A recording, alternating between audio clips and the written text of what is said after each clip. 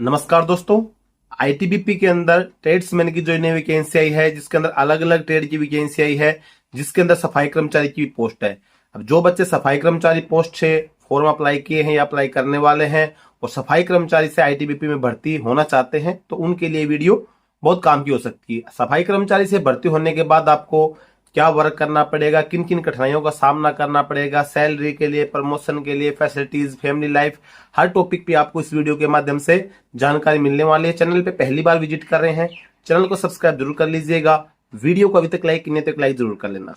दोस्तों, अगर आप भी आईटीबीपी के अंदर ट्रेड्समैन में सफाई कर्मचारी से भर्ती होना चाहते हैं, आपके मन में ये है कि भाई सफाई कर्मचारी की पोस्ट है, इसके अंदर बच्चे कम फॉर्म अप्लाई करेंगे, इसमें आसानी से हो जाएंगे, मुझको जाना चाहिए कि नहीं जाना चाहिए, तो सबसे पहले मैं आपको ये बता दूं कि आपका जो कंपटीशन रहेगा बहुत ज्यादा हार्ड रहने वाला है। तो सबसे जो आज ये की वीडियो शुरू करने से पहले आपसे ये मैं बात बोल दूं कि आपको अपनी तैयारी हाई लेवल की तैयारी रखनी पड़ेगी, क्योंकि अगर आप सफाई कर्मचारी से भी भर्ती हो रहे हैं तो आप इतनी आसानी से नौकरी मिलने वाली नहीं है। आपको एक हाई लेवल की तैयारी करेंगे, हर क्षेत्र के अंदर आप स्किल टेस्ट की वजह रिटन एग्जाम की तैयारी होगी, तभी आपको ये पोस्ट मिलेगी। रही बात आपकी जॉब प्रोफाइल और सैलरी की, तो देखो सैलरी आज के समय में अगर आप देखेंगे तो सैलरी कांस्टेबल से अगर आप भर्ती हो रहे हैं, आप एसएससी जीडी के थ्रू हो रहे हैं, आप सफाई कर्मचारी से हो रहे हैं, आप बार्बर से हो रहे हैं, कुक से हो रहे हैं, या किसी भी रैंक पे आप मतलब किसी भी ट्रेड से हो रहे हैं, लेकिन अगर आपकी रैंक कांस्टेबल है तो आपकी 21,700 से बेसिक पे शुरू होने वाली, यानी 21,700 से लेके 69,100 तक आपकी पे रहेगी। क्योंकि आप जो पहले कुछ 2006 से पहले आप देखेंगे तो जो ट्रेडमैन होते थे, जो आपका कुक हो गया, वाटर कैरियर हो गया, सफाई कर्मचारी होगी, इनकी सैलरी कम होती थी, लेकिन बाद में इनको 2006 के बाद में इनको सभी को कांस्टेबल माना गया और कांस्टेबल के बराबर इनको सैलरी फैसिलिटीज सभी कुछ दे दी। तो सैलरी बिल्कुल आपको as a constable SSC GD से आपके साथ जो जवान भर्ती होगा उसके बराबर आपको सैलरी मिलेगी। अगर आप जहां पे पोस्टेड हैं वहीं पे एक जीडी का जवान पोस्टेड, उसके बराबर आपको सैलरी मिलती है। अगर आपको सैलरी के बारे में डिटेल वीडियो चाहिए तो मैं आपके लिए ऑलरेडी शायद मैंने वीडियो बनाया भी, अगर नहीं बनाया तो आप कमेंट करके बताना, मैं आपके लिए वीडियो बना दूं, क्योंकि ध्यान नहीं रहता वीडियो बनाया कि नहीं बनाया। तो अगर नहीं बनाया होगा तो मैं जरूर वीडियो आपके लिए लेके आऊंगा। अब बात आती है जॉब प्रोफाइल की, तो सफाई कर्मचारी से आप भर्ती हो रहे हैं तो आपको पता है भाई जॉब आप जिस ट्रेड से आप भर्ती हो रहे हैं, जब आप भर्ती होंगे, जब आपका स्किल टेस्ट होगा तो आपका स्किल टेस्ट भी इसी चीज का लिया जाएगा, भाई आपको साफ सफाई करना आ रहा है कि नहीं आ रहा, आपका टॉयलेट सफाई है, आपका फर्श सफाई है, आपका जो ग्लासेस वगैरह सफाई करने, शीशे वगैरह वो सफाई करने हैं। तो आपको अगर ये सभी चीजें आपको साफ करनी आ रही है, आपका स्किल टेस्ट इस चीज का आ रहा है, तो आप जब भर्ती हो जाएंगे तब भी आपको यही काम करना होगा। काम आपका क्या होता है, जिस कैंपस में आपकी ड्यूटी होगी तो कैंपस की साफ सफाई आपको करनी है, आप ऑफिस होंगे ऑफिस की सफाई करनी है, जवानों की लाइन होगी, जवानों के लिए जहाँ खाना बनता हो मैस होगी, टॉयलेट बाथरूम हो गए जवानों के, उन चीजों की साफ सफाई करनी है। लेकिन इतना नहीं है कि भाई आपको जैसे आप स्किल टेस्ट के अंदर आपको जितना चीजें करवाई जाएगी कि भाई आपको गटर में घुस गई ये चीज वो चीजें, लेकिन क्या है कि मेन जो चीजें हैं, मेन जो पार्ट होता है वो साफ सफाई का काम है। लेकिन आपने मन में ये भी दिमाग में नहीं लाना कि भाई मैं तो सफाई कर्मचारी से भर्ती हो रहा हूँ तो ये ड्यूटी मेरी ठीक नहीं रहेगी, ये अच्छी जॉब नहीं है, मेरे साथ किसी प्रकार का भेदभाव होगा, मेरे साथ किसी प्रकार का मतलब कि मेरे को अकेला रखा जाएगा, ऐसा कुछ नहीं होता। आप एक जवान होंगे, सभी जवानों का क्या है कि जैसे जीडी से जो भर्ती होता है तो वो तो ऑलराउंडर होता है, उसको तो मतलब ऑपरेशन ड्यूटी से लेके, सफाई कर्मचारी से लेके, कुक से लेके, कोई ऐसी ट्रेड नहीं है कि जिसका वो काम नहीं करता। जीडी जो ड्यूटी होती है वो जवान आपका हर काम करेगा, operation duty, security duty, camp maintenance duty, वो तो चीज है ही है।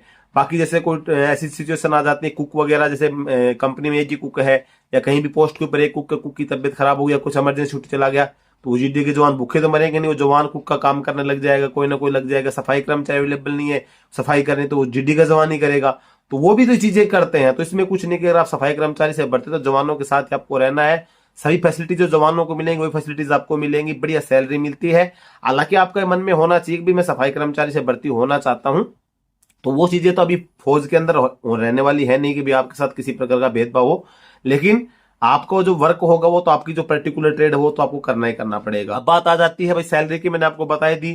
फैमिली लाइफ जो होती है वो चाहे आप ट्रेड से है चाहे जीडी से है, वो डिपेंड करता है कि भी आपकी पोस्टिंग पैलेस कौन सा है, यानी कि आपकी जहां पे तैनाती होगी, जिस एरिया में आपकी पोस्टिंग होगी, वो हार्ड एरिया के अंदर है कि नॉर्मल एरिया में है। जिस एरिया में आपकी पोस्टिंग होगी वहां पे अगर अच्छा एरिया है, वहां पे अगर सरकारी क्वार्टर्स बने हुए हैं या फिर कैंप के बाहर रहने की परमिशन दी जाती है, तो वहां पे आप अपने परिवार को साथ रख सकते हैं।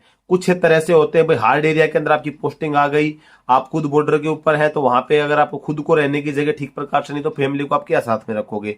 तो वो जो फैमिली अगर आपको साथ में रखने का वो होता है वो हर जगह पे नहीं होता। फैमिली लाइफ वो चाहिए आपकी है चाहे जीडी के जवान की है, वो सब डिपेंड करती है आपके पोस्टिंग पैलेस के ऊपर। क्योंकि हाल जैसे आप जो आईटीबीपी की जॉब है, चाहे आप जितनी भी सेंट्रल आर्मेड पुलिस फोर्स है, सभी की जो जॉब होती है ऑल इंडिया लेवल की जॉब होती है। ये तो है नहीं कि आप यूपी के रहने वाले हैं और आपको परमानेंट यूपी में जो पोस्टिंग हो गई, या फिर आप मान के चलो कि भाई आप दिल्ली के रहने वाले हैं, दिल्ली में आईटीबीपी की बटालियन आप चाहते हैं दिल्ली में पोस्टेड हो, या फिर राजस्थान के हैं, किसी भी स्टेट से आप बिलोंग करते हैं, तो स्टेट लेवल की या कोई ऐसा इसके अंदर कोई रूल तो होता नहीं कि आप एक ही जगह पे पोस्टिंग रहेंगे। हर 3 साल में 4 साल में एरिया वाइज आपकी पोस्टिंग होती है। आज आप यूपी में हैं, कल आप उत्तराखंड में चले जाएंगे, फिर उसके बाद में फिर अगली पोस्टिंग आपकी कहीं और आ जाएगी। तो हर 3-4 साल में आपकी पोस्टिंग आती आती रहनी पड़ती है। तो उसके हिसाब से फिर आपका जो फैमिली लाइफ होती है वो डिपेंड करेगा कि भी आपको अपना परिवार साथ रखने की सुविधा किन किन क्षेत्रों में मिलती है, उन क्षेत्रों में आप अपने परिवार को साथ रख पाएंगे। जिन क्षेत्रों में सुविधा नहीं मिल पाएगी तो उनमें आप अपने परिवार को साथ में नहीं रख पाएंगे, वहां पे आपको अकेले रहना पड़ेगा। इसके अलावा बात करें छुट्टियों की, तो आईटीबीपी के अंदर छुट्टियां आपको 2 महीना ईएल मिलती है, 15 दिन आपको सीएल मिलती है। तो लगभग आपकी जो तीनों छुट्टी आपकी 2 महीना ईएल आप 2 बार में काटते हैं, 1 बार में काटते, 2 महीने की सीएल आप अलग से काटेंगे। तो सारी छुट्टियां करके संडे मंडे आपको एक्स्ट्रा मिला लगभग आपके 80 दिन से लेकर 90 दिन के बीच में लगभग 3 महीने के आसपास आपकी जो छुट्टियां होंगी वो आपको मिल जाती हैं। और आप अपने भाई परिवार के साथ में वो तो 1 साल के अंदर लगभग ये तो मौका मिलेगा ही मिलेगा। बाकी अगर आपकी कहीं अच्छी जगह पे पोस्टिंग आ जाती है तो आप अपने परिवार को भी साथ में रख सकते हैं।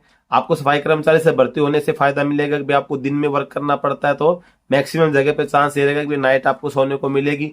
नाइट में तो सफाई वगैरह होगी नहीं, रात को तो आपको फिर सोने को मिलेगा। दिन में आप वर्क करेंगे, और दिन में भी ये नहीं है कि भाई आप सुबह उठे 6 बजे से लेकर पूरे दिन सफाई में लगे हुए होते।